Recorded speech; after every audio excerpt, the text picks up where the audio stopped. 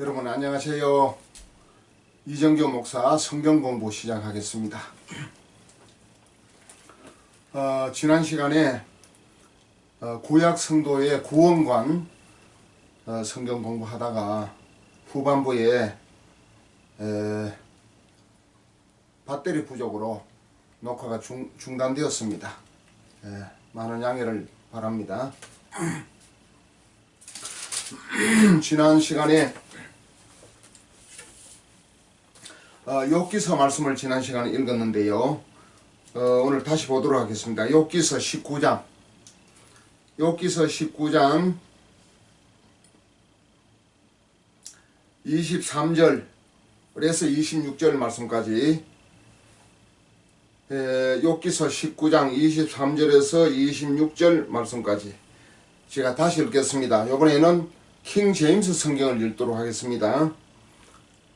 욥기서 19장 23절 오 이제 내 말들이 기록된다면 얼마나 좋을까. 오 그것들이 한 권의 책으로 인쇄된다면 얼마나 좋을까.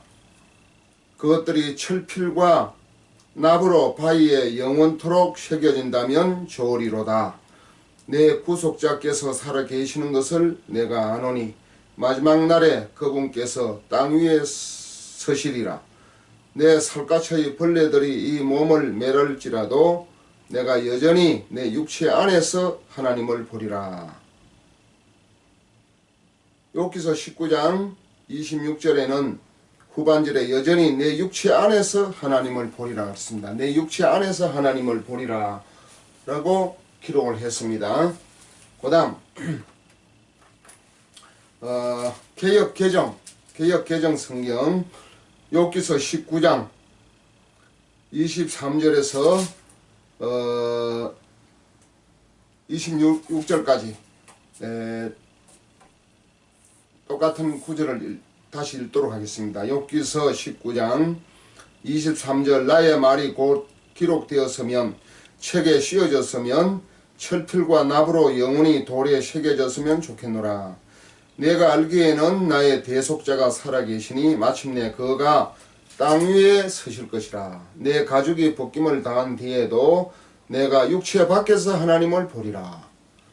욥기서 19장 26절 말씀에 육체 밖에서 하나님을 보리라 했습니다.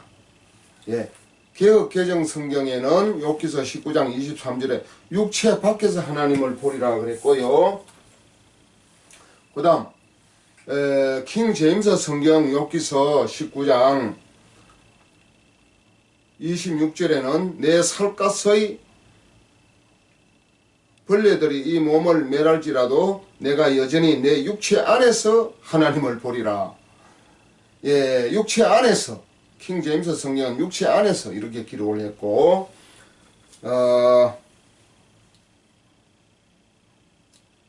개역 개정과 또 개역 성경에는 육체 밖에서 개역 개정 성경에는 육체 밖에서 하나님을 보리라 이렇게 기록을 했습니다. 개역 성경 읽어드리겠습니다. 개역 성경 욥기서 19장 23절에서 26절까지 제가 성경 본문을 읽어드리겠습니다. 23절 나의 말이 곧 기록되었으면 책에 씌어졌으면 철필과 연으로 연으로 했습니다. 개역 개정은 납이라고 되어 있습니다. 킹 제임스 성경도 철필과 납이라고 되어 있습니다. 납.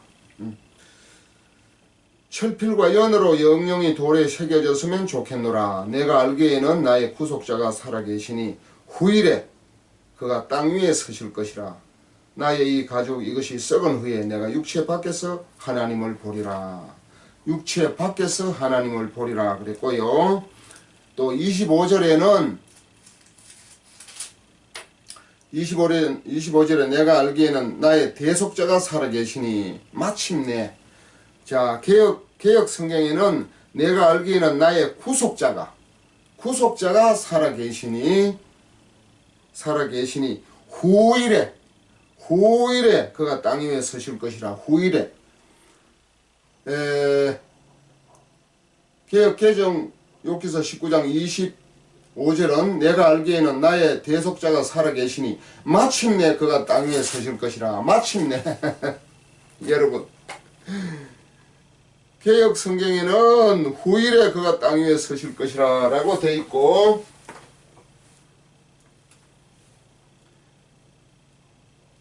또 킹 제임스 성경에는 뭐라고 되어 있는지 읽어보겠습니다. 욥기서 19장 25절 내 구속자께서 살아계시는 것을 내가 아노니 마지막 날에 그분께서 땅 위에 서시리라. 마지막 날에 그분께서 땅 위에 서시리라. 이 성경이 왜 이렇게 많이 번역이 다른지 모르겠습니다. 막 혼란이 오지요, 여러분들도. 이거는 마지막 날이라고 되어 있어요. 개역에는 후일이라고 되어 있고, 개역 개정에는 마침내라고 되어 있습니다. 이거 다 성경 원본 히브리서 성경을 히브리서 성경이 원본 아니겠습니까? 물론 히브리서 성경 고 시중에 나와서 파는 히브리서 성경, 구약은 히브리어, 신약은 헬라어로 기록이 되었지 않겠습니까? 그러니까 구약 성경 히브리어로 이제 번역이 된 성경이 시중에 이제 살라고 하면 나와 있습니다. 나와 있는데 성경 거기에 기록된 그 성경 이전에 원본이 있단 말이에요. 원본을 이제 옮긴 것인데, 이게 이제 오늘 여기 그 히브리 성경을 번역을 해놓은 거 보면은 권위 있다고 하는 이 킹 제임스 성경이 성경과 개역 개정 혹은 개역 성경이 이렇게 차이가 납니다. 오늘 저는 여기서 개역 개정도 말고 개역 성경을 선택을 하겠습니다. 개역 성경. 예를 들어 욥기서 19장 25절에 내가 알기에는 나의 대속자가 살아계시니 마침내 그가 땅 위에 서실 것이라 했고, 개역 성경 욥기서 19장 25절은 내가 알기에는 나의 구속자가 살아계시니 후일에 그가 땅 위에 서실 것이라. 그렇게 기록을 했습니다. 마침내가 아니고 후일이 맞습니다. 욥기가 살던 그 시대에 예수님을 아무리 기다려도 구세주가 욥이 살아 생전에 구세주가 오지를 않았습니다. 그래서 욥은 고난을 많이 겪었지 않습니까? 자기 아들 7, 딸 3명이, 딸은 전국에서 제일 예쁜 딸이라 그랬습니다.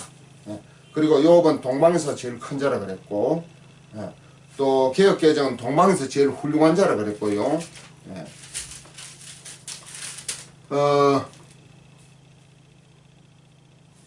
개역개정은 동방 사람 중에 가장 훌륭한 자라, 욥기서 1장 3절에 기록을 했습니다.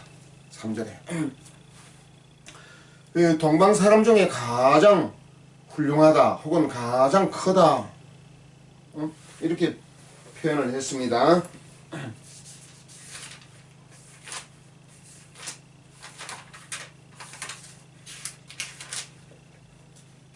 그 다음 참고로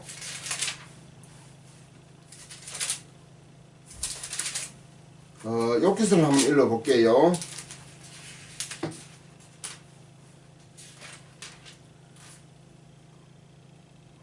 욥기서 1장 3절 말씀입니다. 또한 그의 재산은 양이 7,000마리요 낙타가 3,000마리요 소가 500결이요 암나귀가 500마리이며 집안 사람들도 매우 많이 있었으므로 이 사람은 동쪽의 모든 사람 중에 가장 큰 자더라.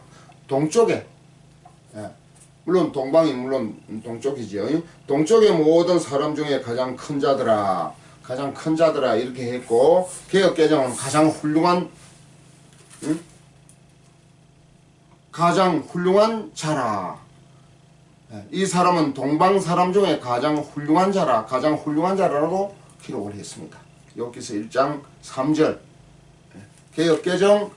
개역, 그 다음 킹 제임스 성경을 비교해 가지고 제가 읽어 드렸습니다. 제가 좀 무난하게 이렇게 이해가 되는 성경은 개역 개정보다는 개역 성경이 오히려 더 그 용어 선택을 잘 하지 않았나 그렇게 생각이 되어집니다. 그리고 이 킹 제임스 성경을 사용하는 우리나라의 군소교단이 한 3교단이 있지 않습니까? 한 3교단이 있는데 그 사람들은 우리 개역 성경을 쓰는 개역 개정 성경을 쓰는 사람들을 아주 그냥 뭐라 그럴까요? 무식하고 어리석은 사람으로 취급을 합니다. 왜냐하면 킹 제임스 성경이 제일 바르게 번역된 오리지널 성경이다 해가지고 킹 제임스 성경을 쓰지 않는 여타 다른 이 교단 그러니까 개역 개정이나 이런 성경을 쓰는 사람들을 쉽게 말하면 아주 무시합니다. 어떤 사람 막 상대도 안 하려고 그럽니다. 근데 제가 이제 왜 저렇게 막 킹 제임스 성경을 막 굉장히 막 최고 성경으로 이제 그렇게 그 사람들은 그렇게 알고 그렇게 믿고 있습니다. 미국의 대통령이 취임할 때도 킹 제임스 성경을 이제 킹 제임스 성경 위에 손을 얹어놓고 이제 대통령 취임 선서를 한다. 막 그런 것들을 이제 자랑으로 내세우면서 킹 제임스 성경의 권위를 막 이제 그렇게 높이고 그렇게 자랑을 하고 그리고 킹 제임스 성경이 막 세계 최고의 성경인 것처럼 이제 그렇게 자랑도 하고 강조도 하고 또 이 성경을 쓰라고 그렇게 막 요구를 합니다. 근데 오늘 여기에 볼 때 킹 제임스 성경에 좋은 점도 있습니다. 예를 들어서 구약 성경이나 신약 성경에 빠진 부분 지난 시간에도 제가 말씀을 드렸지 않습니까? 예를 하나 들어볼까요? 마가복음 9장 우리 개역 성경이나 개역 개정에는 마가복음 9장 예를 하나 드는 겁니다. 44절 46절은 빠져 있습니다. 성경 구절이 44절 46절 이 빠져 있는 이 성경 구절이 뭐가 빠져 있느냐 하면은 48절 말씀이 빠져 있다고 되어 있어요. 킹 제임스 성경에는. 그래서 킹 제임스 성경에는 48절 말씀을 마가복음 9장 44절에 46절에 다 끼워 넣어 가지고 기록을 해놓고 있습니다. 48절 말씀이 뭐냐면은 마가복음 9장 48절 읽어봅니다. 거기는 구더기도 죽지 않고 불도 꺼지지 아니하느니라. 응? 마가복음 9장 48절에 거기는 구더기도 죽지 않고 불도 꺼지지 아니하느니라. 이 48절 마가복음 9장 48절 말씀을 44절에 빠진데도 이 말씀이 들어가 있고 46절 빠진 곳에도 이 48절 말씀이 들어가 있습니다. 이것이 빠졌다는 거예요. 그 킹 제임스 성경에는 이것이 이제 빠지지 않고 그대로 기록이 되어 있습니다. 이런 것을 볼 때는 이제 또 이제 도움이 됩니다. 킹 제임스 성경이 도움이 되는데 제가 이 킹 제임스 성경을 이제 사용하면서 볼 때 오늘 여기 보세요.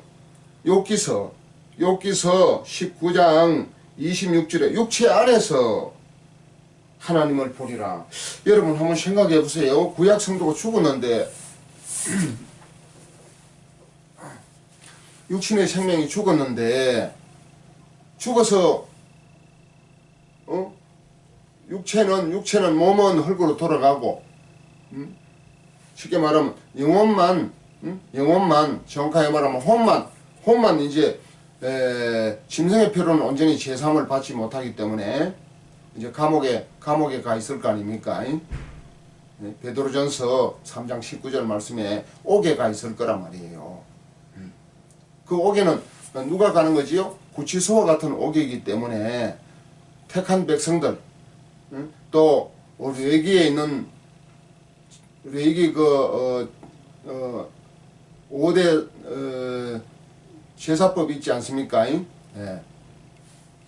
속죄제, 번제, 속건제, 요제, 소제, 이런 5가지 제사가 있는데 그 중에서 제일 이제 중요한 제사가 속죄제와 번제가 아니겠습니까? 속죄제와 번제는 사람의 죄를 속한다 하는 그 의미가 들어있기 때문에 중요한 것입니다. 그래서 레위기에 있는 그때는 뭐 레위기도 쓰여지지 않았으니까 아담이 선악과를 따먹고 범죄했을 때 하나님이 가죽옷을 지어 입혀주셨다고 그랬습니다. 그 가죽옷을 지어 입히실 때 동물이 피를 흘린 거예요. 그 가죽옷은 소가죽인지 양가죽인지 염소가죽인지 그는 명칭이 짐승의 이름이 나오지 않기 때문에 무슨 가죽인지는 잘 알 수 없지만은 하여튼 소가죽이나 양가죽이나 염소가죽이나 아마 그 가죽 중에 하나일 텐데 다시 말하면은 아담이 죄를 지었을 때 하나님께서 가죽옷을 지어 입히셨다는 것은 대신 피를 흘렸다는 증거 아니겠습니까? 아담이 죄를 지은 것을 짐승의 피로 대신 속죄를 해 주신 그 정표로서 가죽옷을 해 입힌 것입니다. 물론 또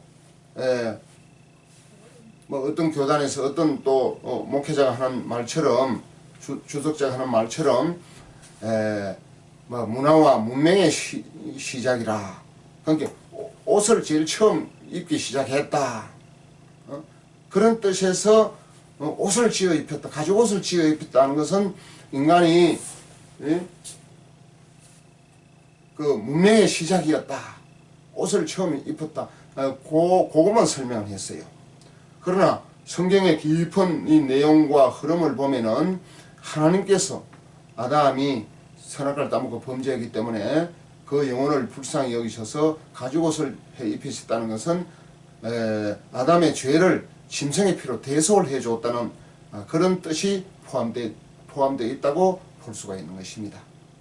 그러니까 아담도 짐승의 피가 흘려져서 그 정표로 이제 가죽옷을 지어 입혀 주신 것이고, 또 첫 아들 가인과 아벨이 이제 성년이 돼가지고 하나님 앞에 나아갈 때는 반드시 이제 제사를 드려야 됩니다. 다시 말하면 속죄 제사, 자기 죄를 사하는 제사를 드려야 이제 하나님께 예배를 드리든지 기도를 하든지 대화를 하든지 할 때 이제 하나님이 하나님 앞 죄인은 적사합니다. 죽습니다. 죄인은 죽으면 지옥 가는 거예요. 하나님하고 죄인하고는 원수예요. 원수. 죄인이 뭡니까? 하나님 말씀을 불순종하고, 불순종하는 것이 죄 아닙니까? 하나님 말씀을 불순종하는 것이 범법, 위법, 불법이에요. 그 불법이 뭐냐? 죄란 말이에요. 죄. 그래서 하나님 말씀을 창세기 2장 17절 말씀을 불순종했기 때문에 죄를 지었단 말이에요. 그 죄인은 지옥 가는 거예요. 하나님과 원수가 되는 겁니다. 죄인은 마귀의 지배하에 들어가는 거예요. 하나님은 죄인을 제일 싫어합니다. 죄를 제일 미워하고 제일 싫어하고 죄를 원수로 취급합니다. 그렇기 때문에 죄인은 지옥 가는 것이에요. 그때나 지금이나 죄를 갖고 있으면은 영원한 그 유황불이 펄펄 타는 그 지옥 감옥에 들어가서 영원히 그 죄값을 갚아야 하는 것입니다. 그러니까 반드시 죄를 사함받아야 되는 것입니다. 그 아담이 하나님께서 가죽옷을 지어 입혔을 때 하나님께서 뭐 어떤 말씀을 한 것을 성경에 기록하지는 않았지만은 아담의 죄를 짐승의 피로 대속을 해 주셨단 말이에요. 그 짐승의 피는 이제 차후에 알고 보면 예수 피를 상징하는 거예요. 예수 피에 대한 예표, 예매표, 예약표입니다. 예약표. 예수 피에 대한 상징이고 그림자이고 예약표란 말이에요. 예약표.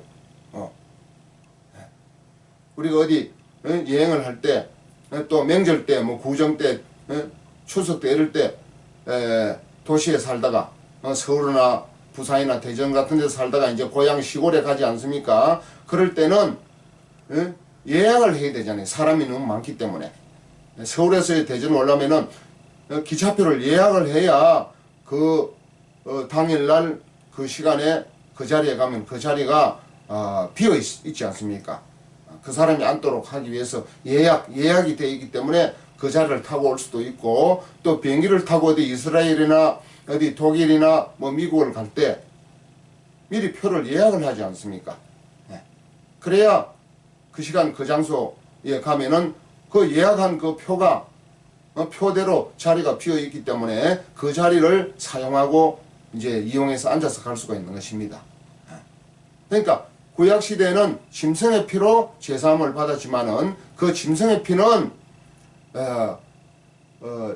죄 없는 예수님이 오셔서 피를 흘려 주셔야 이제 우리 인간의 죄가 대속이 되는 것입니다. 근데 구약 성도들은 예수님이 오질 않았으니까 짐승의 피를 대신해 가지고 예약을 해 가지고 짐승의 피로 죄를 사하고 그다음 이제 예수피가 흘려졌을 때 그 예수피를 대신하지 않습니까? 그렇기 때문에 구약 성도들은 오실 예수님을 바라보고 오실 예수님을 믿고 구원을 받는 것이고, 우리 현재 사는 신약 성도들은 이미 2000년 전에 오셔서 갈보리 십자가에 피 흘려 주셔서 우리의 모든 죄를 사해 주셨기 때문에 우리가 죄사함을 받고 구원을 받는 것입니다. 피 흘림이 없이는 사함이 없다. 히브리서 9장 22절 말씀에 피가 죄를 정결케 하나니 피 흘림이 없이는 죄를 사함이 없는 것입니다. 예수 피값으로 우리가 죄사함을 받는 것입니다. 마태복음 1장 21절 말씀에 아들을 낳으리니 이름을 예수라 하라. 이는 그가 자기 백성을 저희 죄에서 구원할 자이심이라 하니라. 죄에서 구원하러 우리 예수님이 오신 것이에요. 죄 없는 예수님이 성령으로 잉태하시고 말씀이 육신이 되셔서 죄가 없는 예수님이 이 땅에 오신 이유는 우리 모든 아담의 모든 후손들이 지은 그 죄값을 대신 갚아주시려고, 죄가 있으면은 정죄받고 심판받고 그다음 그 재판받는 그 형량에 따라서 이제 지옥 감옥에 들어가는 것입니다. 지옥 감옥에 들어가서 영원히 유황불 형벌을 받아야 되는 것이에요. 죄의 싹은 사망이기 때문에 로마서 6장 23절 말씀에 죄의 싹은 사망이라 그랬잖아요. 싹이라는 것은 값을 말합니다. 그 죄값은 사망이란 말이에요. 그러니까 아담이 선악과를 따먹고 범죄했기 때문에 아담의 모든 후손들은 태어날 때부터 죄인으로 태어나는 것입니다. 이것이 원죄 교리 아니겠습니까? 시편 51편 5절 말씀에 우리는 죄 중에 잉태하고 죄 중에 출생했다 그랬어요. 우리 인간은 그 양친 부모님으로부터 벌써 부모님도 죄인 아니겠습니까? 아담의 모든 후손들은 죄인이에요. 그러니까 죄 중에 잉태하고 죄 중에 출생한 것입니다. 우리 인간이 태어나서 죄를 짓고 잘못을 범하고 막 못된 짓을 하고 그리고 막 율법을 어겨서 죄인이 되는 것이 아니고, 물론 그것도 죄인이지만은 태어날 때부터 죄인으로 태어나는 거예요. 죄인으로 태어난 인간은 죄를 짓게 돼 있는 거예요. 왜? 죄의 세력 앞에 지배를 받기 때문에. 로마서 7장 14절 말씀에 죄 아래 팔렸기 때문에 그런 것입니다. 죄에게 첫 사람 아담과 하와가 육신에 속하여 육에 속하여 선악과를 따먹고 죄에게 팔려버렸어요. 죄라는 건 뭡니까? 마귀 새끼한테 팔린 겁니다. 마귀의 유혹을 받고 거짓말 유혹을 받아가지고 먹지 말아야 할 선악과를 따먹고 하나님 말씀을 배반하고 마귀의 말을 받아들였단 말이에요. 그래 마귀의 말을 듣고 선악과를 따먹고 그 다음 창세기 3장 24절 말씀에 아담과 하와가 에덴 동산에서 쫓겨납니다. 쫓겨나면 어디로 갑니까? 마귀의 지배하에 들어가는 거예요. 마귀의 종, 마귀의 노예, 마귀의 포로, 마귀의 자식이 되는 거예요. 마귀의 자식으로 태어나요, 우리 인간이. 요한복음 8장 44절 말씀에 너희는 너희 아비 마귀에게서 났으니 그랬잖아요. 예수님께서 유대인들을 향해 가지고 너희는 너희 애비 마귀에게서 났었다 하면 이방인들은 뭐 말할 필요도 없이 마귀로부터 태어날 수밖에 없는 거 아니겠습니까? 너희는 너희 아비 마귀로부터 나왔다 그랬어요. 그러니까 우리 인간은 태어날 때는 하나님의 피조물로, 하나님의 창조물로, 하나님의 사랑과 하나님의 능력으로 태어나지만은 그 속성과 그 신분은 마귀의 종, 마귀의 노예, 마귀의 포로, 심지어는 마귀의 자식이에요. 마귀의 자식으로 태어나는 거예요. 왜냐? 하나님의 말씀을 들어야 되는데 하나님의 말씀을 안 듣고 마귀 새끼의 말을 들었으니까 마귀의 자식으로 취급이 되는 겁니다. 거기에 대한 결정적인 증거가 뭐지요? 선악과를 따먹은 범죄를 저질렀어요. 선악과를 따먹었단 말이에요. 그래서 요한복음 8장 44절에 너희는 너희 애비 마귀에게서 났으니, 예수님께서 누구한테 이야기를 했습니까?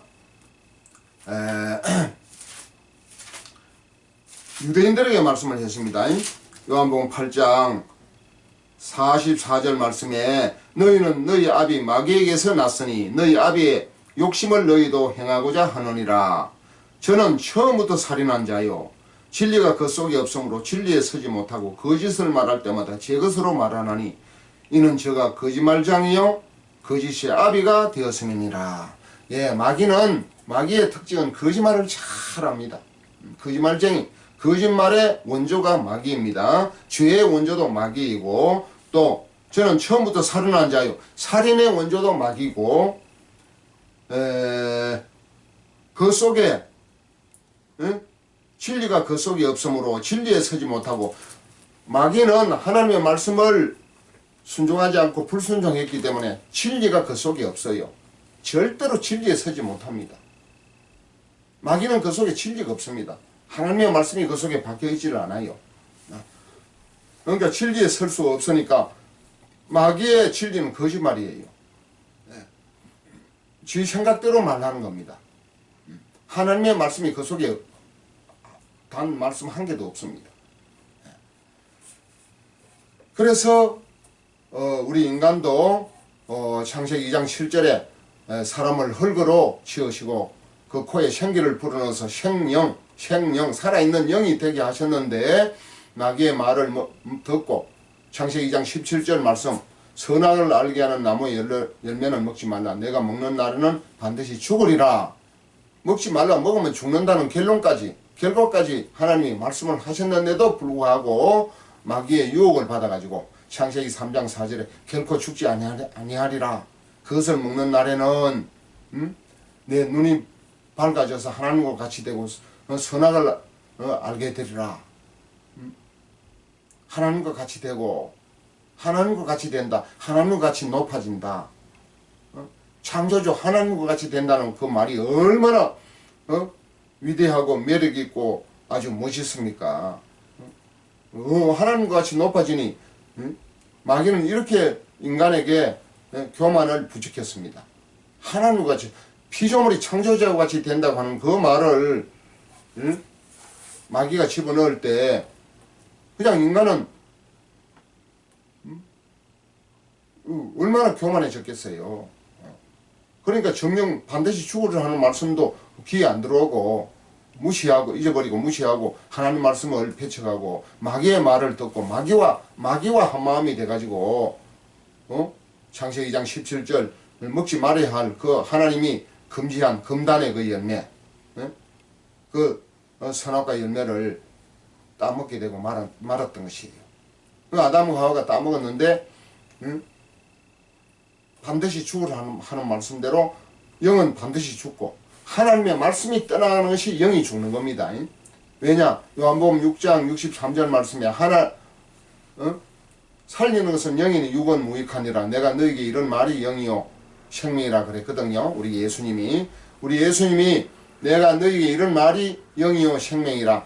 예수님의 말씀이 영이고 생명입니다. 예수님 말씀 안에 영이 들어있습니다. 이 영이라고 하는 영원한 생명을 말해요. 그러니까 창세기 2장 17절 말씀을 지키고 선악과를 안 따먹으면은 하나님께서 생명으로 지으신 그 영이 영원토록 그 영이 살아있는 영적인 존재가 되는데, 너희가 먹는 날은 반드시 죽으리라 하는 말씀을 무시하고 반드시 결코 죽지 아니하리라 하는 마귀의 거짓말 유혹을 받아가지고 마귀와 한마음이 된 거예요. 마귀의 말을 받아들인 거예요. 하나님 말씀은 배치가 된 거예요. 하나님의 말씀이 떠나갈 때 영이 죽는 겁니다. 그 증거가 결정적인 증거가 선악과를 따먹게 된 것이에요. 지금도 하나님의 말씀이 없으면 그 안에는 영이 죽은 거예요. 물론 이제 우리는 죽은 영으로 태어나서 혼이 죄를 사함받고 영이 다시 거듭나서 태어나야 하나님의 말씀이 그 영 속에 들어와서 말씀이 영의 양식으로 영으로 교통하고 교류하고 소통하고 이제 교통이 될 수 있는 것입니다.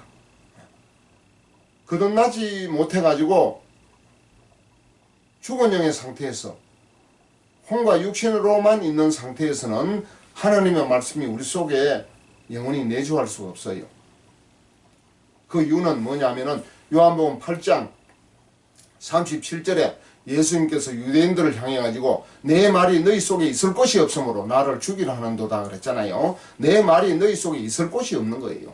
하나님의 말씀, 예수님의 말씀이 인간 속에, 인간의 타락하고 부패한 혼 속에 있을 수가 없어요. 물론 혼은 하나님의 말씀이 영적인 말씀이기 때문에 영적인 말씀을 자하고 하나님의 말씀을 듣고 기도를 하고 찬송을 부르고 이렇게 하면은 찬송이나 기도나 하나님의 말씀 가운데는 영의 말씀이기 때문에 영적인 영향, 영적인 감화력이 있어요. 그래서 이 혼이 영적인 감화 감동을 받을 수는 있습니다. 받을 수 있는데 혼은 영생을 살지를 못하잖아요. 죽은 영이 거듭나야 영생을 사는 것입니다. 죽은 영이 살아나서 그 속에 성령이 내주하시고 하나님의 말씀이 함께 하시는 거예요. 죽은 영이 거듭나서 다시 생명을 회복하고 생명을 얻을 때 거듭난 영으로 인해서 혼도 함께 영생을 누리게 되어 있는 것이에요. 우리 혼은 인간의 자아고 인간의 주체고 인간의 본질입니다. 인간의 자아가 혼 아니겠습니까? 인간의 자아가 혼이에요. 영은 하나님의 요한복음 4장 24절 말씀에 하나님은 영이시니 예배하는 자가 영과 진리로 예배할지니라 그랬잖아요. 하나님은 영이신 거예요. 영이라는 것은 영원한 생명이 있다는 것입니다.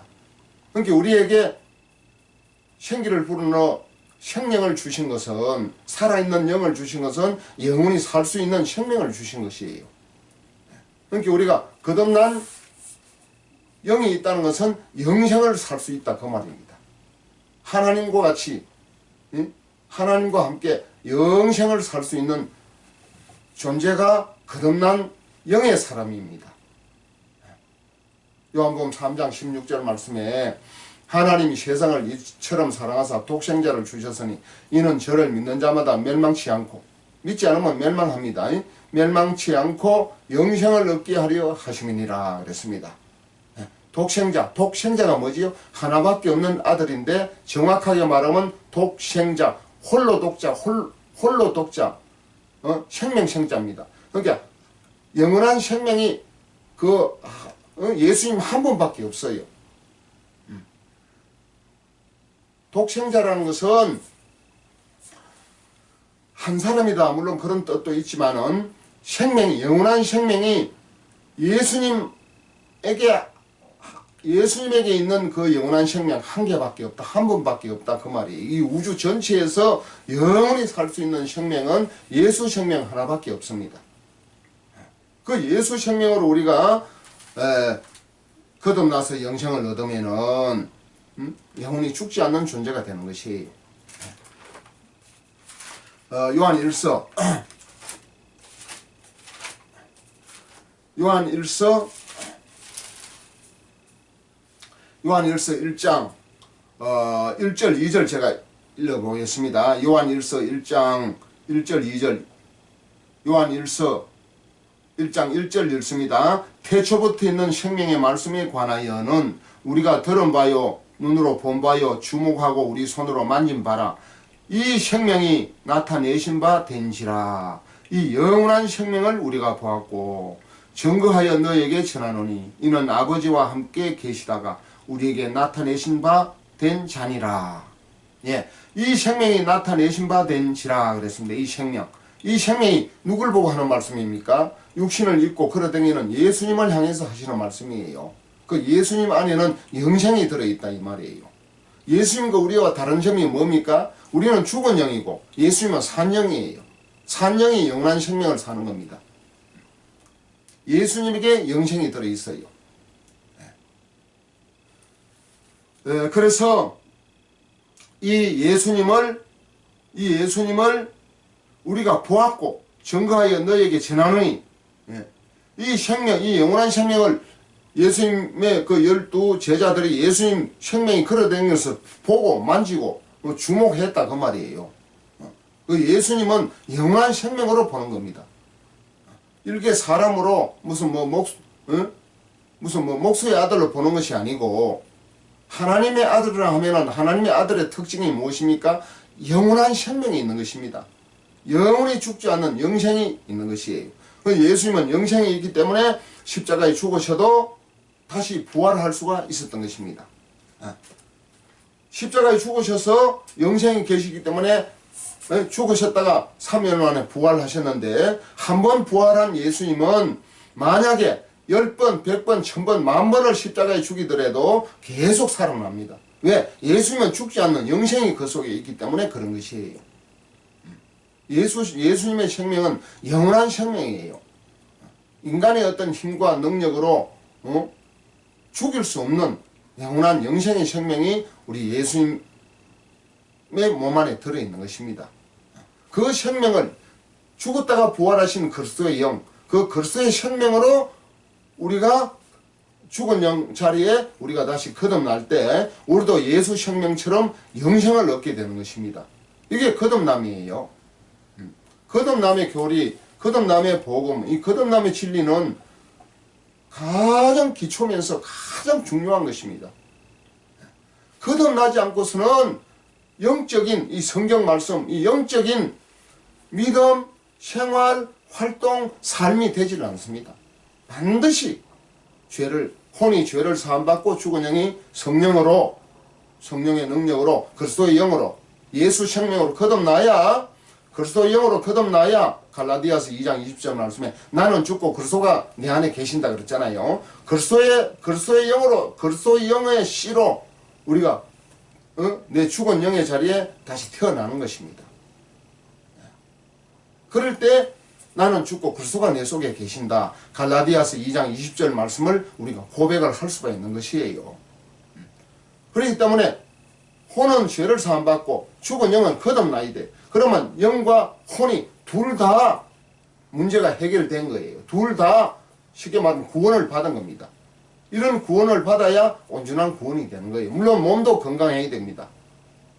몸도 더러운 귀신이 들어와서 병을 풀어놓지 못하도록 귀신에 들어와서 집을 짓는 것을 허락하면 안 됩니다. 내쫓아야 됩니다.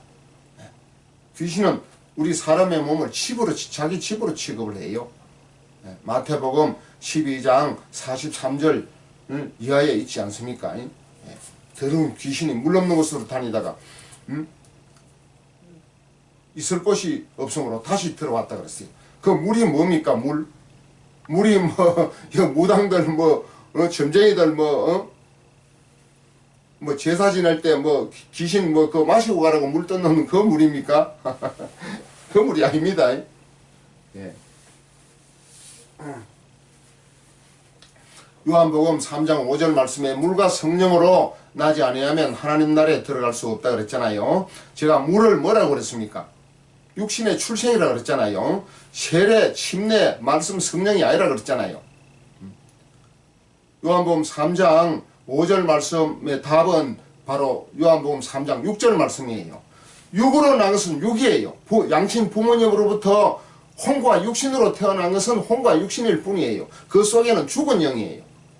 그리고 다시 성령으로 제사함 받고 성령으로 다시 성령이 들어오셔서 죽은 영을 살려주셔야 영으로 난 것은 영이에요.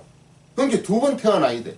두 번 태어난다는 것은 니고데모처럼 육신이 어머니 모태에 들어갔다가 두 번째 태어나는 것이 아니고 양친 부모로부터 혼과 육신으로 태어났지만은 그 속에 영이 선악을 따먹고 죽어서 태어났기 때문에 그 속에 죽은 영을 다시 회복하는 것이 거듭남이에요. 속에 죽은 영이 다시 태어나야 되는 것이에요. 이게 거듭남이에요. 죽은 영이 다시 태어나서 회복이 될 때 영적인 영의 생명이 다시 태어나서 영의 생명이 존재할 때 영생을 회복하는 것입니다. 요한복음 3장 16절 영생을 얻게 하려 하심이라 하는 것은 그때서야 영생을 얻게 되는 것이에요. 그러니까 육으로 한번 나고 영으로 한번 태어나야 되는 것이에요. 육으로는 양친 부모님으로부터 태어나는 것이고 영은 성령으로부터 태어나는 것이에요. 예수 피로 죄를 사함 받고 그리스도의 영으로 그리스도의 영의 씨로 해서 성령이 역사하셔서 죽은 영이 다시 태어나는 것입니다. 죽은 영이 다시 태어나는 것이 거듭남이에요. 그러니까 제가 무슨 얘기를 하려고 하느냐면 물은 물과 성령으로 한꺼번에 태어나는 것이 아니고 물로 한번 태어나고 물은 육신의 출생을 얘기를 합니다. 물로 한번 태어나고 영으로 성령으로 한번 태어나라 그 말이에요. 물로 한번 태어난다는 것은 육신의 출생이에요. 육신의 출생. 육신의 출생. 예. 물 한 방울로 태어납니다. 우리 인간이나 동물들은. 예. 씨. 수컷의 씨. 예. 근본적으로 말할 땐 썩을 씨와 썩지 아니할 씨라고 말씀을 했잖아요. 베드로전서 1장 23절. 우리 모든 인간과 동물들은 썩을 씨예요. 동물의 수컷의 씨는 썩을 씨라. 왜? 새끼가 태어났다가 살다가 죽는다 그 말이에요. 영원히 사는 생명이 없어요. 유한적으로 한시적으로 태어나서 그 수명이 다 되면은 다시 죽음을 맞이하는 거예요. 그게 썩을 씨예요. 썩지 아니할 씨는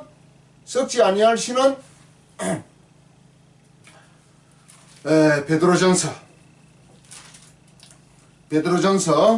1장 23절 있잖아요. 1장 23절 너희가 거듭난 것이 썩어질 씨로 된 것이 아니요 썩지 아니할 씨로 된 것이니 하나님의 살아있고 항상 있는 말씀으로 되었느니라.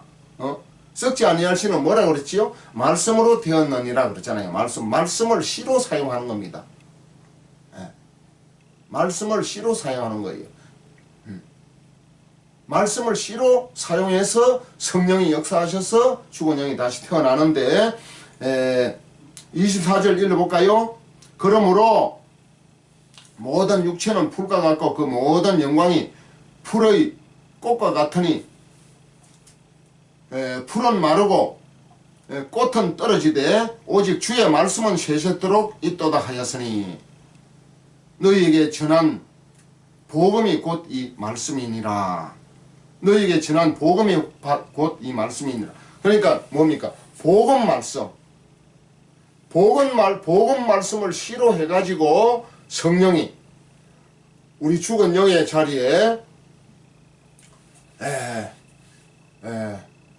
다시 이제 복음 말씀을 씨로 해가지고 복음 말씀 오직 주의 말씀은 세세토록 있도다. 주의 말씀은 썩질 않습니다. 썩질 않는데 주의 말씀 그러니까 복음 말씀을 씨로 해. 복음 말씀은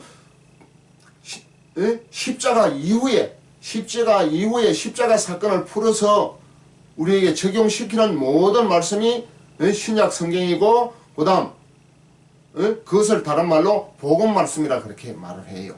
십자가 이전에는 복음 말씀이라고 볼 수가 없어요. 예수님이 오시기 전에 예수님이 오실 것을 예언한 예언과 율법과 각종 구약 성도의 그 삶을 이야기하는 뭐 잠언이나 시나 이런 것이 이제 포함된 것입니다. 그러니까 복음이라 할 때는 십자가 이후를 복음 말씀이라 그렇게 말하는 거예요.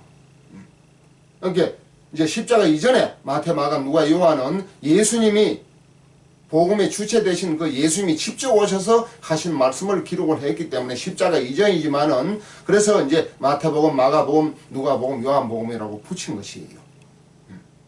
그러니까 십자가 전과 후를 명확하게 이해할 수 있도록 이제 신약 성경 그 불안에 집어넣은 거지요.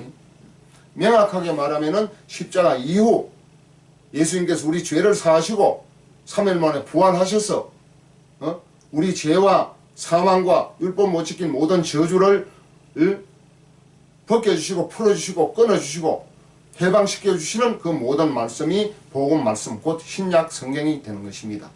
그 신약 성경의 가장 주체적이고 핵심적인 충분한 구원에 대한 내용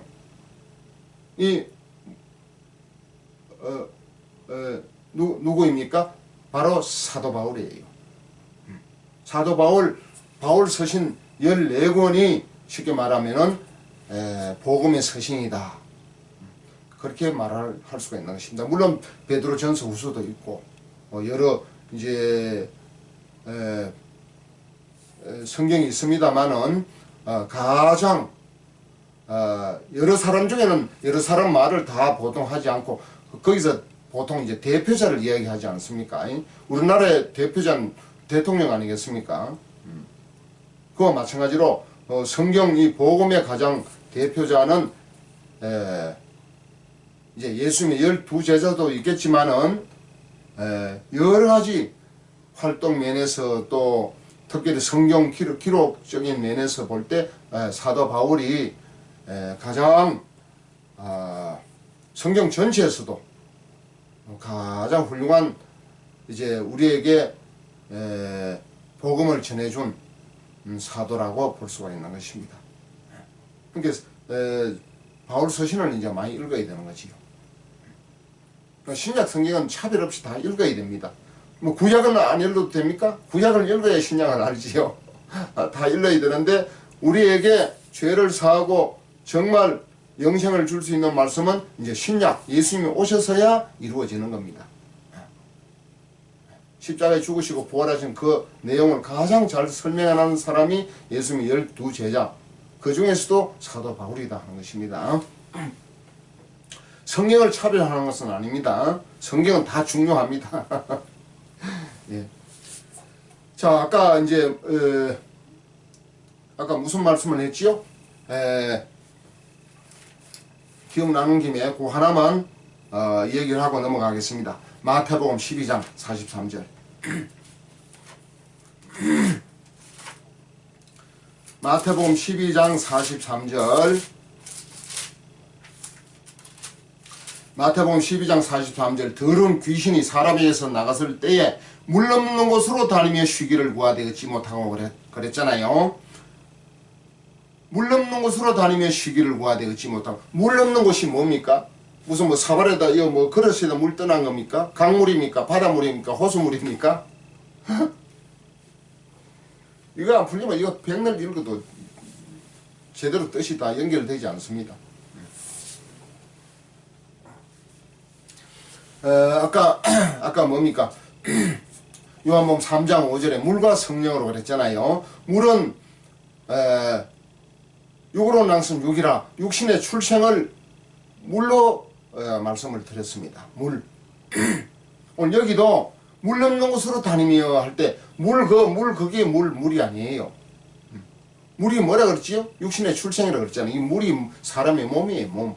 몸 없는 것으로 사람이 육신이 없는 살아있는 사람의 몸이 없는 것으로 열심히 다니며 쉬기를. 이 더러운 귀신은 사람의 몸에 들어가야 쉼을 얻습니다. 이놈의 더러운 귀신들은 이 귀신들은 사람의 몸에 들어가야 쉼을 얻는다니까요. 그래 몸속에 자꾸 들어와서 지가 가진 병을 자꾸 풀어놓는 것이에요. 이 사람의 몸을 자기 집으로 삼습니다. 뭐라고 되어 있습니까? 이에 이러되 내가 나온 내 집으로 돌아가리라 하고 와 보니 그 집이 비고 소재되고 수리되어 있거늘. 그러니까 사람의 몸을 자기 귀신의 집으로 취급을 하는 거예요. 비고 소재되고 하는 것은 다른 귀신이 없다 그 말이에요. 다른 귀신이 없을 때, 또 병도 없을 때 그 집이 비고 소재되고 수리되었거늘. 사람의 몸이 깨끗하게 건강히 되어 있을 때 그 집이 좋다고 그거 쑥 들어가는 거예요, 귀신이. 그래가지고 지가 가진 병을 거기에 풀어놓는 것입니다. 그러니까 물 없는 곳으로 다니며, 물 없는 곳, 물은 사활을 떠놓는 물이 아니에요. 강에 있는 물이 아닙니다. 물론 귀신이 막 돼지떼 속에 들어가지고 막 물 속에 뛰어들어가 죽었지만 그런 물이 아니고, 귀신은 사람의 몸속에 들어갑니다. 사람의 몸속에 못 들어가면 예수님께서 돼지떼 속에 들어가라 그러니까 너무 급하니까 돼지 몸에도 들어가고 소 몸에도 들어가고 이 동물의 몸에도 급할 때는 들어갈 수가 있다고 봐야 되는 거예요. 그러나 본래 이놈의 귀신은 사람의 몸을 제일 좋은 안식처로 삼습니다. 사람의 몸을 자기 집으로 취급을 합니다. 그렇기 때문에 물 없는 곳으로 다니며 쉬기를 구하되 하는 것은, 물이라는 것은 물은 말씀이 아니에요. 말씀이 없는 곳이 들어갑니까? 말씀이 없는 곳이 들어와요? 육신의 출생이라는 거예요. 육신의 출생. 몸 살아있는 몸이 없는 곳에 다니봐야 시기를 구하지를 못합니다. 이러한 말씀이 또 있습니다. 지금 이걸 설명을 하려고 하는 것이 아닌데 어떻게 이렇게 자꾸 되어버렸네요. 자, 요한 1서 5장 요한 1서 5장 8절 말씀 볼까요? 요한 1서 5장 8절. 증거하는 이가 셋이니 성령과 물과 피라. 또한 이 셋이 합하여 하나이니라. 증거하는 이가 셋이니 성령과 물과 피라. 여기도 물이 나옵니다. 성령과 물과 피라. 이건 예수님을 향해서 하는 말씀이에요. 증거하는 이가 셋이니 성령과 물은 뭐예요? 몸이라고 그랬잖아요. 몸. 육신의 출생. 성령과 물과 피라. 성령과 예수님의 몸과 피입니다. 그래서 예수님은 이 셋이 하나입니다. 예수님은 몸, 피, 성령. 그래서 이 셋이 합하여 하나라 그랬어요. 예수님을 말씀을 하는 겁니다. 증거하는 이는 성령이시니 성령은 진리니라. 증거하는 이가 셋이니 성령과 물과 피라. 또한 이 셋이 합하여 하나이니라 그랬습니다. 여기서 물을 흘러가는 물이 아니고, 물이라고 해서 또 세례, 침례가 아니에요. 육신의 출생, 몸으로 보는 것이 성경을 해석하고 이해하는데 하나님의 말씀과 더 일치가 되는 그러한 설명이 될 것입니다. 자, 오늘 욥기서 19장 26절에 킹 제임스 성경은 육체 안에서 영원히 하나님을 볼 수가 있습니까? 육체는 죽어서 흙으로 돌아가는데, 구약 성도들은. 그러니까 개역 개정은 26절 말씀에 내 가족이 벗김을 당한 뒤에도 내가 육체 밖에서 하나님을 보리라 그랬습니다. 육체 밖에서. 육체 밖에서가 제가 볼 때는 옳은 표현인 것 같아요. 원문 성경 히브리어로 된 구약 성경을 보더라도 한 단어에, 우리나라 말이 아니기 때문에 한 단어에 설명이, 뜻이 여러 가지로 되어 있지 않습니까? 여러 가지로 되어 있는데 그 뜻을 어느 것을 선택을 하느냐에 따라서 이 성경 전체가 확 달라져 버려요. 그래서 제가 그 원문 뜻을, 히브리어 성경을 보고 그 단어 뜻을 만들어 가지고 육체 밖에서, 육체 안에서, 혹은 육체 옆에서, 육체가 없는 중에 여러 가지 뜻이 있다고 해서 제가 그 뜻을 이게 맞겠다고 그걸 뜻을 선택을 해가지고 제가 얘기를 하면 성경에도 없는 뜻, 성경에 기록되지 않는 뜻을 이게 사람들이 받아들이겠습니까? 성경은 육체 안에서 육체 밖에서 두 가지가 나와 있는데 나는 육체 위에서 육체 밑에서 육체 옆에서 내 나름대로 단어를 뜻을 보니까 사전에 뜻을 여러 가지로 나와 있을 거 아닙니까? 그것을 선택을 해버리면 성경을 초월해서 선택을 하면 되겠습니까? 그러니까 어차피 성경 속에 들어와야 되는데 제가 참고로 킹 제임스 성경을 그냥 읽어드렸을 뿐입니다. 근데 킹 제임스 쓰는 이 교단의 여기에 사람들은 막 개혁 성경을 쓰는 사람을 아주 무시합니다. 아주 무슨 미개인 취급하듯이 취급을 합니다. 저는 개혁 성경을 통해서 죄사함도 받고 구원을 받았기 때문에 꼭 그래서 개혁 성경을 또 주장하는 건 아니에요. 성경 말씀이 옳으면은 뭐 킹 제임스 아니라 뭐 무슨 성경이라도 참고를 하고 또 인정을 하면 되는 것입니다. 자, 킹 제임스 성경 이야기에 나왔으니까 좀 심각한 문제 한 가지 이야기해 볼까요? 이거는 제가 주장하려고 하는 것이 아니고 여러분들에게 어떤 문제를 제시만 해놓고 넘어가려고 합니다. 제가 판단하거나 제가 주장하고 싶지는 않습니다. 제가 이 성경 가지고 논쟁에 휩쓸리려고 여기에 지금 이것을 하고 있는 것은 아닙니다. 한 영혼을 어떻게 하면 바르게 더 많이 올바르게 구원할까 하는 것이 제 여기 뭡니까 이 캠코더로 동영상을 찍는 목적이지, 제가 어떤 뭐 교단하고 어떤 목사들 신학자들하고 뭐 논쟁하고 싸움하려고 지금 이거 하고 있는 것은 아닙니다. 그렇게 아시길 바랍니다. 그런데 이제 성경에 이제 제가 또 깨닫고 느낀 점이 있기 때문에 많은 사람이 이것을 볼 수 있기 때문에 제가 한번 보고 느낀 것을 한번 얘기를 하는데 그냥 문제만 제시할 뿐이지 저는 결론을 내리지는 않습니다. 여러분들이 판단하시길 바랍니다. 또 더 연구를 하시길 바랍니다. 예를 들어서 창세기 2장 7절 한번 볼까요? 창세기 2장 7절.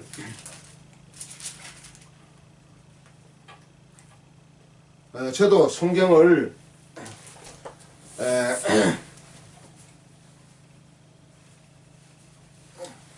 이 킹 제임스 성경이 참 뭐 좋다고 이 성경을 참 꼭 봐야 된다고 해서 이제 꼭 보고 또 여러 목사님들 또 제가 아는 어떤 신학자들로부터 이제 추천을 받기도 했습니다. 받기도 했는데 제가 이 성경을 읽는 가운데 아주 크게 충격을 받아버렸어요. 그것이 뭐냐면은 창세기 2장 7절 말씀을 보겠습니다. 개역개정을 제가 읽겠습니다. 창세기 2장 7절 창세기 2장 7절 개역개정 성경을 읽습니다. 여호와 하나님이 땅에 흙으로 사람을 지으시고 생기를 그 코에 불어넣으시니 사람이 생명이 되니라. 사람이 생명이 되었다고 되어 있거든요. 생명, 살아있는 영이 생명 아니겠습니까? 그 다음 킹 제임스 성경을 제가 읽어드리겠습니다. 창세기 2장 7절 창세기 2장 7절입니다. 주 하나님께서 땅의 흙으로 사람을 지으시고 생명의 숨을 그의 콧구멍에 불어넣으시니 사람이 살아있는 혼이 되니라. 뭐라고 했지요? 주 하나님께서 땅의 흙으로 사람을 지으시고 생명의 생명의 숨을 그의 콧구멍에 불어넣으시니 사람이 살아있는 혼이 되니라. 살아있는 혼이 되니라 그랬습니다. 우리 개역개정은 뭐라고 되어 있지요? 그 코에 생기를 그 코에 불어넣으시니 사람이 생명이 되니라. 살아있는 영 생명이 되니라 라고 기록을 했는데 킹 제임스 성경은 살아있는 혼이 되니라 했습니다. 혼. 여러분 생명하고 혼하고는 전혀 다릅니다. 우리 인간이 영혼 육으로 구성이 되어 있다 그랬잖아요. 데살로니가 전서 5장 23절, 히브리서 4장 12절에 우리 인간은 영, 혼, 육으로 몸으로 되어 있습니다. 그래서 이제 이게 신학적으로 말하면 이게 산문설이에요. 산문설. 저는 장로교 합동적 장로교 소속된 목사인데 장로교는 이 교리를 이분설로 이야기를 합니다. 이분 영혼과 육체, 영혼과 육체. 이 시간에 이 짧은 시간에 이런 걸 가지고 시간을 끌고 싶지 않습니다. 간단히 요약하고 지나가겠습니다. 논쟁을 하고 싶지는 않습니다. 영혼과 육체도 성경적이고 영혼 육도 성경적입니다. 예를 들어서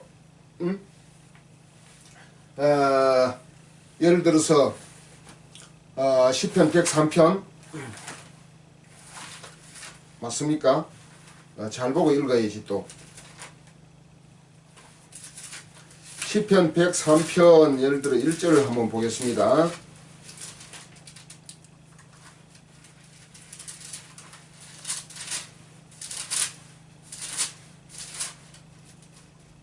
시편 103편 1절에 내 영혼아 여호와를 송축하라. 내 속에 있는 것들아 다 그 성호를 송축하라.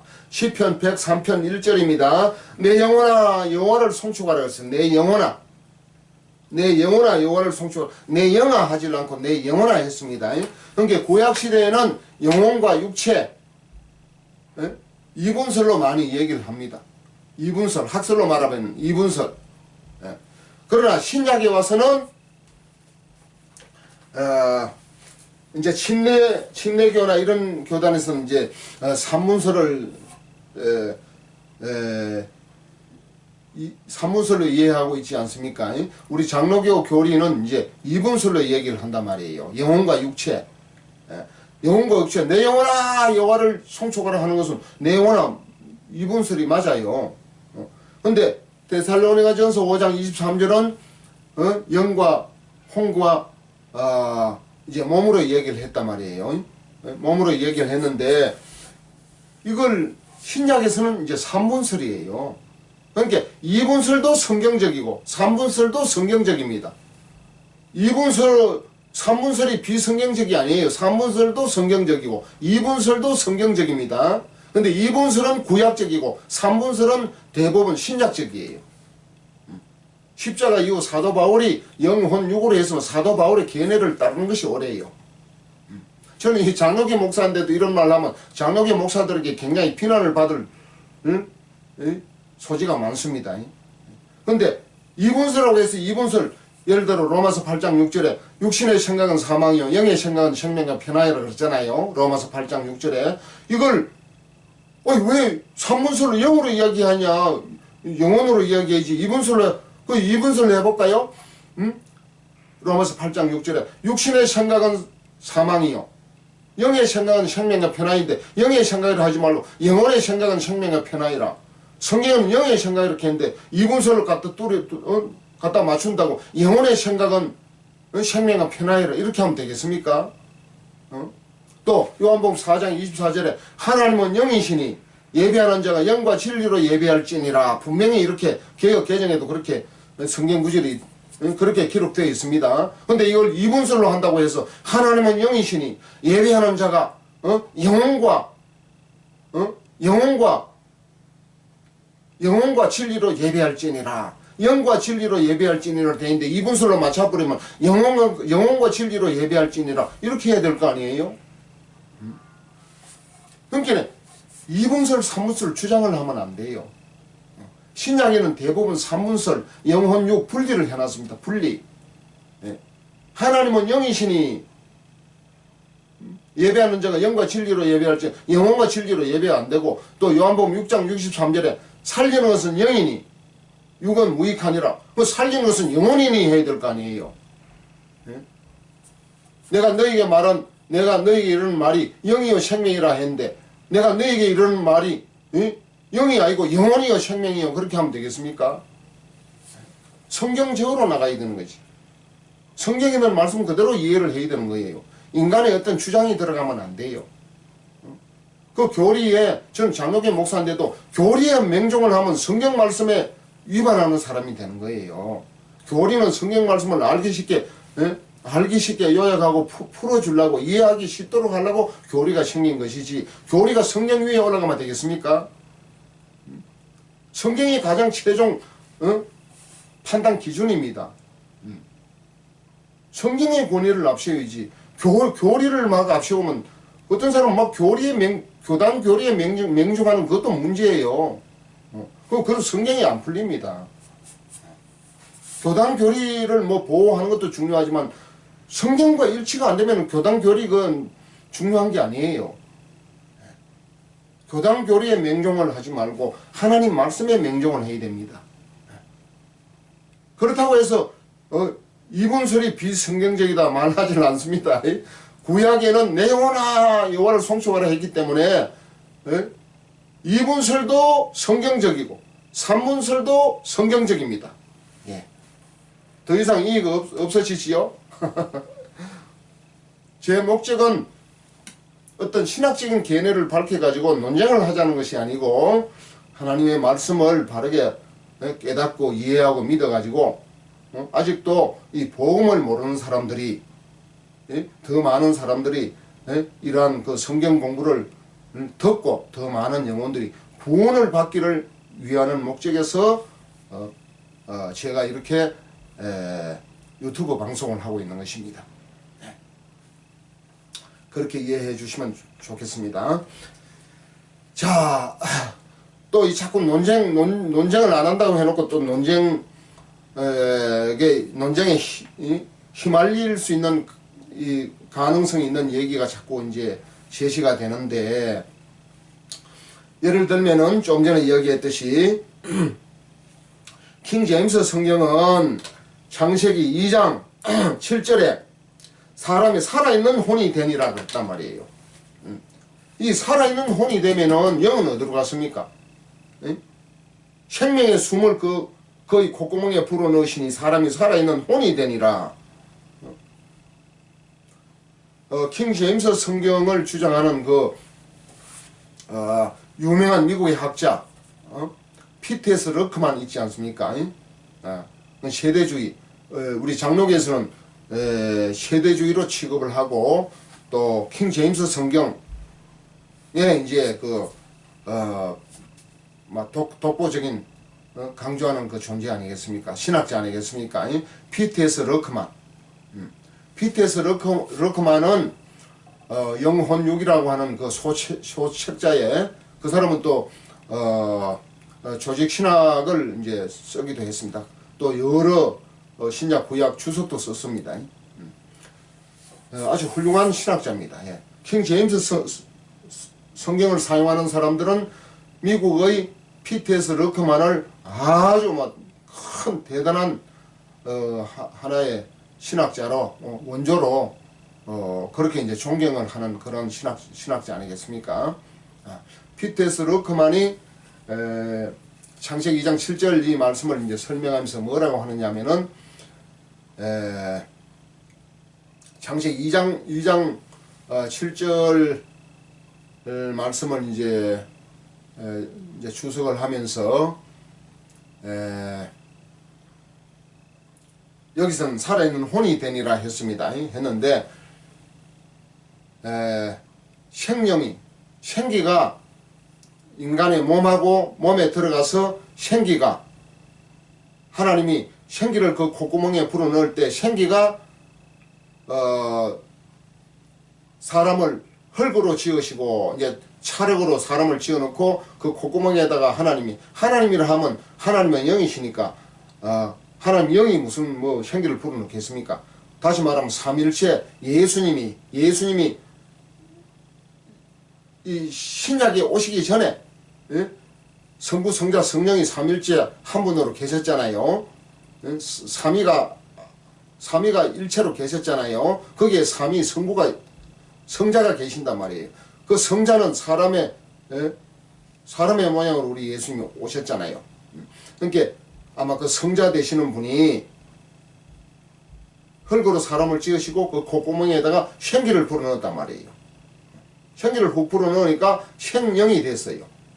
근데 이 생기를 불어넣을 때 생명과 생기와 이제 흙이 이제 서로 만나면서 부닥치면서 혼을 낳았다. 그렇게 이야기를 합니다.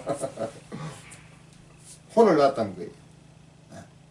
그래, 혼을 낳았는데, 그 사람의 주체가 이제 홍이라서, 그리고 홍이라고 얘기를 하면 곤란해요. 예. 이것도 이제 히브리어 원어 성경을 봐야 되지 않겠습니까? 근데 히브리어 원어 성경이 애매하게 기록이 돼 있어요. 딱 홍이다, 영이다, 이렇게 딱 돼 있지는 않습니다. 예, 그래서 살아있는 혼이 되니라 했는데, 살아있는 혼이 되면은 그 영적인 존재가 아니잖아요. 영이 어디로 가버렸습니까? 선악과 따먹기 전인데. 솔직히 이야기하면은 제가 뭐 책도 한 5권도 쓰고, 또 제가 믿는 이 신앙, 신앙의 어떤 뭐 진리, 지식이 창세기 2장 7절 사람이 살아있는 혼이면은 저는 전부 영에 대해서 지금 책을 쓰고 얘기를 하고, 그렇게 믿고 있는데, 이 신앙이 다 무너져 버리는 거예요. 보통 심각한 문제가 아닙니다. 근데 이 킹 제임스 성경은 살아있는 혼이 되는데 영이 어디로 갔습니까? 그럼 선악과 따먹어도 뭐 죽을 영도 없네? 이뿐이 아니에요. 또 보겠습니다. 고린도전서 15장. 고린도전서 15장 45절 말씀 보겠습니다.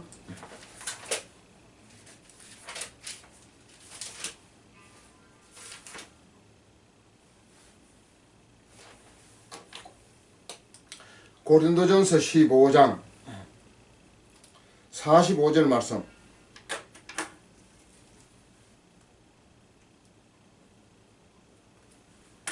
킹 제임스 성경부터 읽어보겠습니다. 고린도전서 15장 45절. 그러므로 기록된 바 첫사람 아담은 살아있는 혼이 되었더라 함과 같이 마지막 아담은 살려주는 영이 되셨느니라. 그러므로 기록된 바 첫사람 아담은 살아있는 혼이 되었더라 함과 같이 마지막 아담은 살려주는 영이 되셨느니라. 살려주는 영이 되셨느니라. 그러니까 첫사람 아담은 살아있는 혼이 되었다 했습니다. 살아있는 혼. 아까 창세기 2장 7절 말씀을 그대로 갖고 와서 우리 인간은 살아있는 혼이 되었는데 마지막 아담, 이제 예수님이 오실 때 살려주는 영이 되었다고 되어 있는 거예요. 그러니까 우리 인간은 태어날 때는 혼으로 태어나가지고 예수님이 오셔서 이제 영을 주셨다는 거예요. 영을 살려주는 영이 되었다는 거예요. 살려주는 영. 그러니까 킹 제임스 성경에 따르면은 창세기 2장 7절에서 살아있는 혼이니까 예수님이 이제 오셔가지고 살려주는 영이 되었더라. 예수님 오시기 전에 죽은 그럼 구약 성도는 어떻게 합니까? 우리 개혁 개정은 어떻게 되어 있느냐 하면은요. 고린도전서 15장 45절 읽어보겠습니다.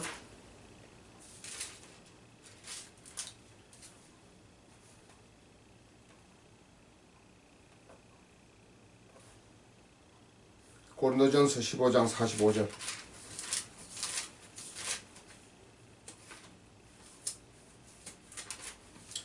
고린도전서 15장 45절.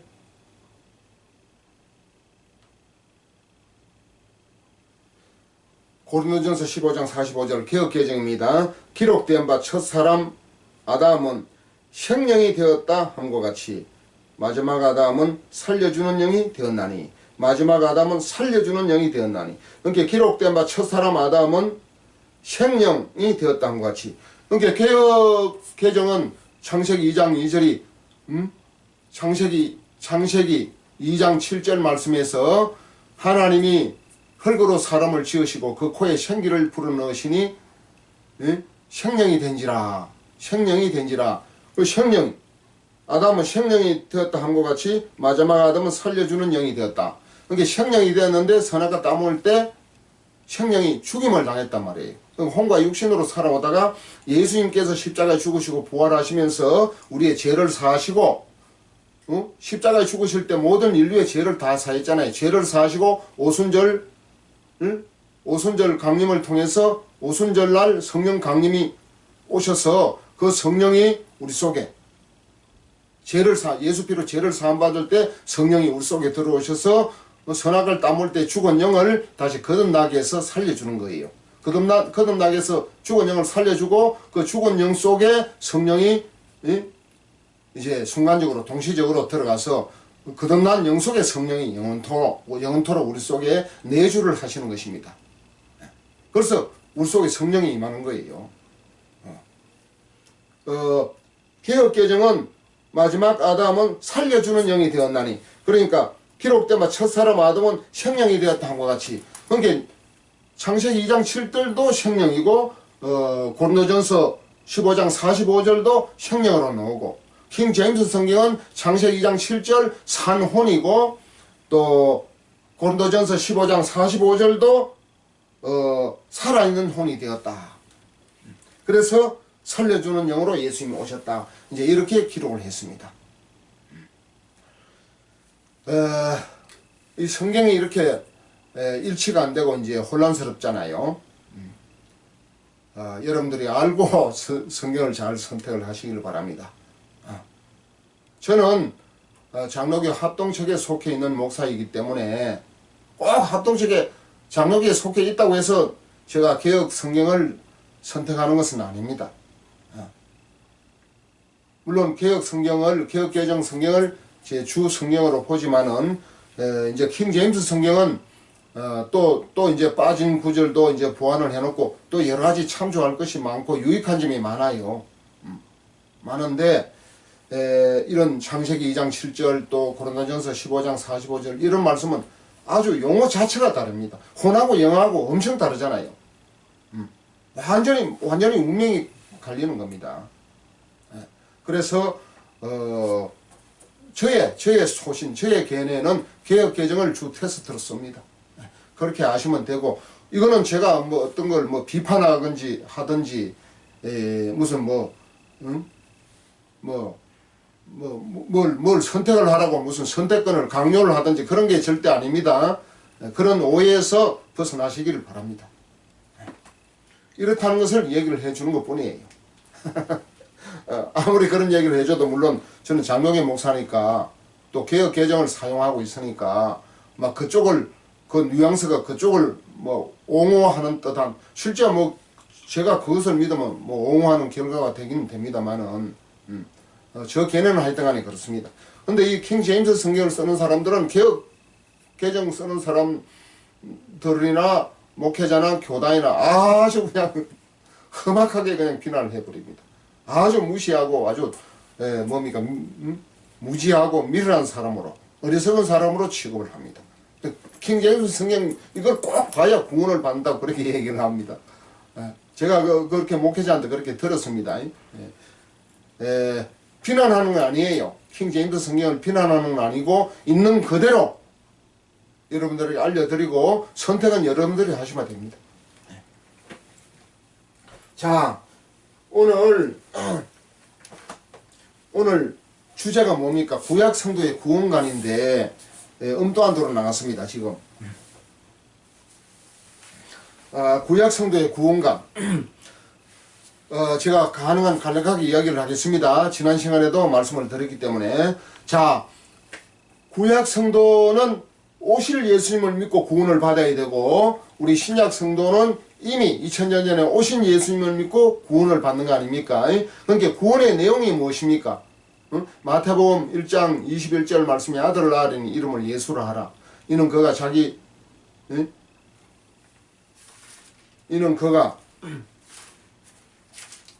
마태복음 1장 21절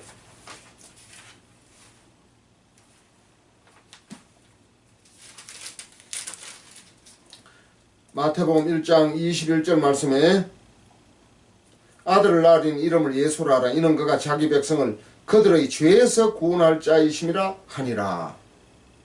그들의, 여기도 또 문제가 있네. 그들의 죄에서 구원할 자이심이라 하니라 그랬습니다. 개혁 성경을 다시 읽어보겠습니다. 개혁 성경 마태복음 1장 21절 말씀에 아들을 낳으니 이름을 예수라 하라. 이는 그가 자기 백성을 아들을 낳으니 이름을 예수라 하라.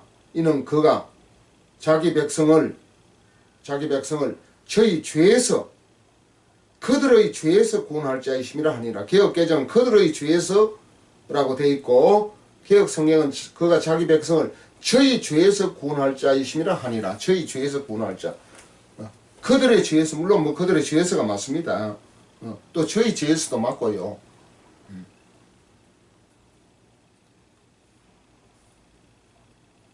21절 그들의 죄에서 구원할 자이심이라 하니라. 개혁 성경은 저희 죄에서 구원할 자이심이라 하니라 그랬습니다. 이건 무슨 말입니까? 죄에서 구원받는 것이 구원이에요. 다시 말하면은 죄가 있으면 그 죄값을 받기 위해서 지옥을 가야 됩니다. 죄가 있으면은 죄는 뭡니까? 위법, 범법, 불법이란 말이에요. 하나님 말씀을 순종하지 않는 것이 죄입니다. 가장 큰 죄가 뭡니까? 첫 계명 창세기 2장 17절 말씀을 우리 첫사람 아담과 하와가 불순종한 데서 이제 죄인이 된 겁니다.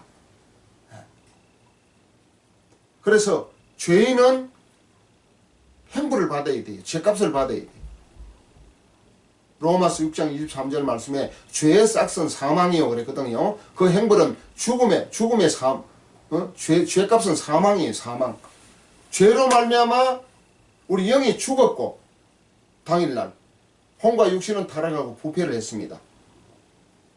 로마서 5장 12절 말씀에 한 사람으로 말미암아 죄가 세상에 들어 한 사람 아담 한 사람으로 말미암아 죄가 세상에 들어오고 죄로 말미암아 사망이 왔나니 죄 때문에 사망 육신의 사망도 오고 영의 사망도 왔습니다. 그러나 영의 사망이 먼저 왔어요. 영의 사망은 당일날 죽었고 혼과 육신은 타락하고 부패해가지고 육신의 사망은 첫사람 아담이 930세까지 살았습니다. 창세기 5장 5절에 그러니까 영은 즉시 죽고 혼과 육신은 첫사람 아담이 930세까지 살았고 지금 요즘 우리 현대인들은 노아 홍수 이후에 120세까지 이제 살게 했는데 요즘 우리 사람들은 뭐 8, 90세 100세 인생 노래도 있는데 100세 산다고 칩시다. 100세 지금 산 사람이 상당히 많습니다. 숫자가 보편적으로 100세가 사는 건 아니지만은 100세까지 사는 사람들이 꽤 들어 있습니다. 한국도 있고 일본에도 있고 뭐 다른 외국에도 있을 거 아닙니까?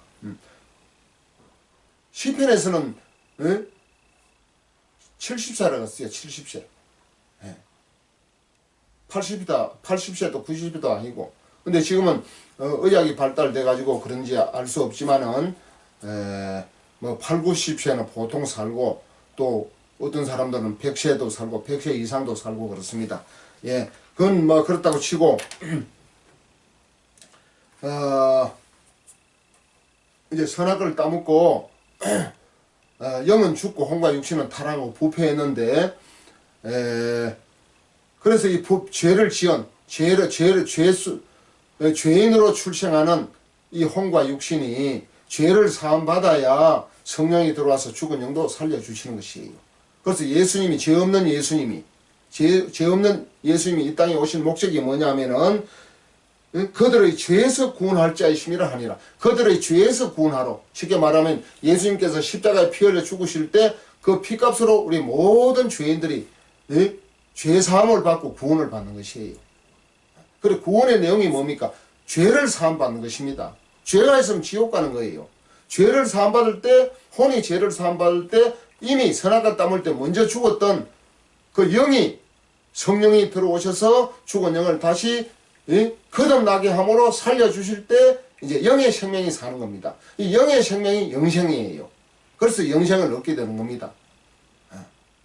근데 이제 이러한 설명은 또 앞에서도 뭐 여러 차례 했기 때문에 앞에 있는 성경 공부를 여러분들이 보시면은 아마 쉽게 이해를 할 수 있을 것입니다. 자, 오늘 구약 성도들의 구원 강화를 지금 하고 있는데, 구약 성도들은 그러니까 구원의 내용을 정확하게 이제 알아야 된다는 점에서 제가 이 말씀을 드린 겁니다. 구원의 내용이 뭡니까? 우리 인간은 영혼 육인데, 살아있는 것은 혼과 육신만 살아있고 영은 죽었다고 그랬지 않습니까? 그렇기 때문에 영과 혼이 사는 것이 구원받는 내용이에요. 구원의 내용이에요. 그걸 다른 말로 제사받고 거듭나는 것이 구원의 내용이다. 그렇게 얘기를 하고 또 그렇게 이해를 하시면 되겠습니다. 혼과 혼이 제사받고 죽은 영이 다시 태어나야 돼요. 거듭나야 돼. 그러니까 영혼이 둘 다 온전하게 원 상태로 회복이 되어야 되는 것입니다. 타락하기 전 원 상태로 회복이 되어야 되는 것이. 그래야 그게 구원이 되는 것이에요. 구원의 내용을 정확하게 알아야 되는 거예요.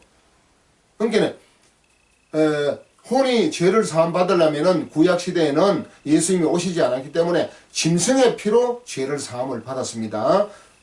소, 양, 염소, 비둘기 이 짐승의 피로 죄를 사함을 받았어요. 근데 짐승의 피는 온전하게 죄사함이 안 된다 그랬어요. 히브리서 10장 4절에 황소와 염소의 피로는 온전하게 제사함이 안 된다고 기록을 했습니다. 온전하게 제사함이 안 되면 뭡니까? 죄인 아니겠어요? 짐승의 피로 제사함을 받는 예약, 약속은 가지고 있지만은 실제상으로는 의인입니까? 죄인입니까? 구약 성도들이 짐승의 피로 죄를 사함받을 때 의인입니까? 죄인입니까?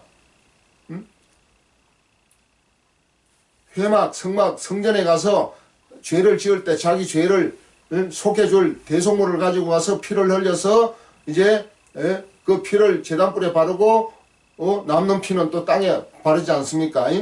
그래가지고 이제 그 고기는 각을 떠서 또 번제 제사 같으면 불 위에 이제 태워서 연기로 이제 험행을 시킵니다. 날려 보냅니다. 그래서 번제 제사가 되는 거고, 속죄 제사는 속죄 제물을 갖고 와서 속죄 제물의 머리에 안수해서 자기 죄를 고백해서 넘기고, 그래야 그 죄를 넘겨받은 그 애매한 짐승이 죄 없는 짐승이 목에 칼을 찔려가지고 그 피를 제단불에 바르고 그 고기는 이제 처분을 하는 것입니다. 그렇게 할 때 이제 죄가 사해진다 해가지고 이제 집으로 돌려보내는 거 아니겠습니까? 그래서 이제 구약성들은 제사함을 받았던 것입니다. 그러나 그 짐승의 피는 예수 피의 상징이고 그림자고, 히브리서 10장 1절에, 그리고 예약표예요. 예약표. 예약. 이 짐승의 피로는 히브리서 10장 4절에 온전한 제사함이 안 되기 때문에 구약 성도들은 죄인이란 말이에요. 신분상은 제사함을 받아도 죄인이에요. 왜? 짐승의 피로 제사함을 받았기 때문에. 죄 없는 예수님의 피, 사람으로 오신 죄 없는 예수님의 피가 우리 죄인들의 죄를 온전하게 대속을 해주는데, 예수님이 오시지 않았기 때문에 짐승의 피로 우선 한 것이에요. 제사함을 받은 것이에요. 그렇지만은 예수 피가 아니기 때문에 히브리서 9장 22절 말씀에 피 흘림이 없이는 사함이 없다 그랬거든요. 피 흘림이 없이는, 예수 피 흘림이 없이는 제사함이 안 됩니다. 제사함이 없습니다. 예수 피만이 우리 모든 죄를 살 수가 있는 것이에요. 딱 예수님 피 한 분밖에는 우리 죄를 다른 사람이나 짐승이 없어요. 이 우주 안에는. 죄 없는 예수님만이 우리 죄를 사하시고 우리를 구원할 수 있는 분이에요. 그래서 구약 성도들은 예수님이 오시지 않았기 때문에 예수님이 오시는 걸 기다렸다가 그저께 뭐라 그랬지요? 시편 130편 파수꾼이 아침을 기다림보다 내 영혼이 주를 기다리는 것이 더 기다린다 그랬잖아요. 시편 130편 시편 130편 제가 잠시 읽어보겠습니다. 시편 130편 6절 말씀. 파수꾼이 아침을 기다림보다 내 영혼이 주를 더 기다리나니 참으로 파수꾼이 아침을 기다림보다 더하도다. 그러니까 파수꾼이 아침을 기다림보다 내 영혼이 주를 더 기다리나니 그랬습니다. 그러니까 주님이 빨리 오기를 와서 우리 죄를 사해 주시고 구원해 주기를 기다리는데 주님은 오시질 않잖아요. 그러니까 구약 성도들은 짐승의 피로 죄를 사함받는 약속을 소유하고 있지만은 주님이 그 수명 안에 안 오기 때문에 죽는 것이에요. 죽으면은 그 사람의 신분이 뭡니까? 죄인입니까? 의인입니까? 짐승의 피로 죄를 사함받아도 온전한 제사함이 안 되기 때문에 죄인입니다. 신분이. 온전한 제사함이 안 되기 때문에. 온전한 제사함이 어디서 안 된다고요? 예? 그런 말씀이 어디 있다고요? 히브리서 10장 4절에 있다고 했습니다. 제가. 히브리서 10장